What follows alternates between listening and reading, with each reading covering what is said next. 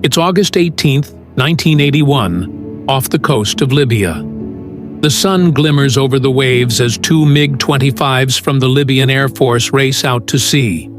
An American carrier group has just entered what Libya claims as its national waters, launching dozens of fighter jets into the sky.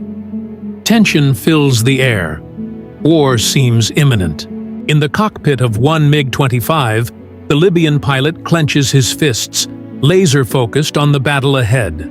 Suddenly, out of the corner of his eye, he spots a shadow.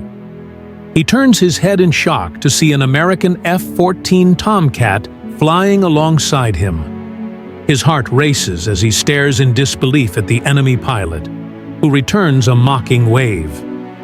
To add further insult, the RIO, Radar Intercept Officer, snaps a picture.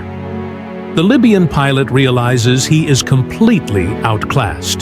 The American pilots, Lawrence Mutinsky and his RIO, James Anderson, chuckle as they watch the Libyan MiG-25s retreat back to base.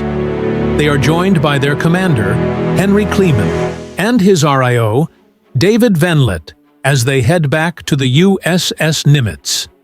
The Americans have no intention of war or bloodshed, even if they are flirting with danger.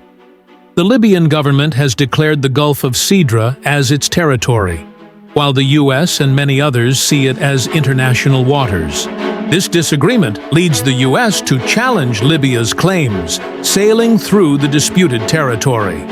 The first day goes smoothly for the Americans, with their fighters turning away 70 Libyan aircraft without firing a shot. Commander Kleeman describes the day as all fun and games. But little do they know, the stakes are about to get much higher.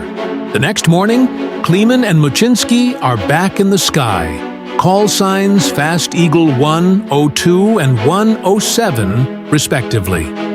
They've been patrolling for over an hour when an unidentified contact suddenly appears on their radar, heading straight for them. Having grown comfortable from the previous day's encounters, Kleeman calmly reports the contact and maneuvers to intercept it. Mutinsky takes a position behind his leader, ready for action. As they close in, Kleeman spots not one, but two Libyan Su-22 fitters flying wingtip to wingtip, heading straight toward him. Just as Mutinsky prepares to engage, his radar malfunctions, leaving him blind to the enemy's movements. But he's undeterred. He can intercept visually. Suddenly, horror strikes as he sees an orange flash from under one of the Su-22's wings.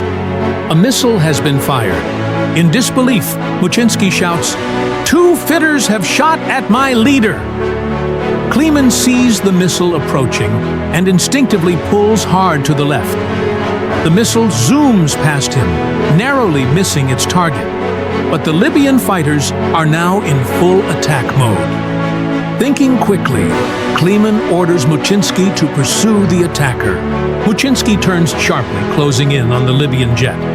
The enemy pilots scatter, but he locks onto the lead fitter, determined to bring it down. Selecting his AIM-9L Sidewinder missiles, he pulls the trigger. But nothing happens. An alert flashes. The missile is faulty. Meanwhile, Kleeman is chasing the second Su-22, but it makes a turn toward the rising sun. A chill runs down his spine as he realizes the heat-seeking missile could lock onto the sun instead. He waits, patience becoming his ally. Finally, the Libyan jet turns, and Kleeman seizes the moment. The missile launches, tracking perfectly, and strikes the Su-22's engine. The enemy fighter erupts in flames, falling from the sky as the pilot ejects just in time. On Mutinsky's Tomcat, the Rio spots the burning wreckage and shouts, "Someone's been hit!" Relief washes over Mutinsky when he hears Kleeman's voice crackling over the radio. "Affirmative! Shot one of them down." With one enemy down, Mutinsky shifts his focus back to his target. "Want me to shoot my guy down?" he asks, the weight of the moment heavy in his mind. "That's a firm. Shoot him! Shoot him down!" With resolve, Muczynski chases the Libyan through a right-hand turn, but as he pulls the trigger again, the missile goes astray. Frustrated but undeterred, he switches to guns, intent on shooting the fitter out of the sky. Just as he prepares to fire, he sees a flash. The second Sidewinder chases down the Libyan jet, detonating on impact, sending fire and shrapnel into the air. Muczynski pulls back on the stick, enduring the crushing G-forces as he narrowly avoids the debris. The adrenaline courses through both pilots as the news reaches command back at the Nimitz. 102-107, you are clear to defend yourself. Kleeman proudly responds, and this is 102-107, 2 enemy kills. Fortunately, both Libyan pilots ejected and survived the encounter, rescued by Libyan helicopters an hour later. The escalation was averted, and the takedown of the 2 Su-22s remained the only combat action during the operation, which ultimately resulted in no fatalities.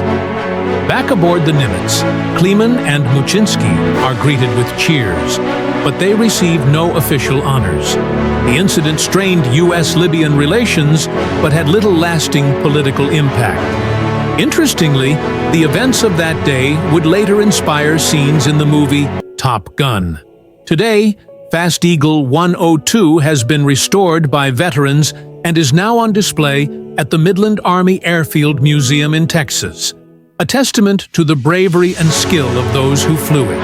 If you enjoyed this thrilling tale of aerial combat, make sure to subscribe to our channel for more stories from the skies. Thank you for watching, and we'll see you in the next video.